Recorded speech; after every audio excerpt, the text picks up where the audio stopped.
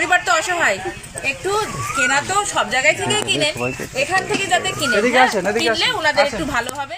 উপজেলা প্রশাসন এবং উপজেলা সমাজসেবা কার্যালয় ঝিওরগাছা যশোরের পক্ষ থেকে হাসিনা বেগমকে আমরা পুনর্বাসন করেছি। পুনর্বাসনের অংশ হিসেবে তাকে দোকান করে দিয়েছি এবং দোকানের যাবতীয় মালামাল গ্রামে যেগুলো চলে সেভাবে উঠিয়ে দিয়েছি। ইউনো মহোদয় সরেজমিনে এই দোকানটাকে দেখতে আসছেন, আরও কি করলে ভালো হয় সেই বিষয়টা দেখভাল করার জন্য আসছেন।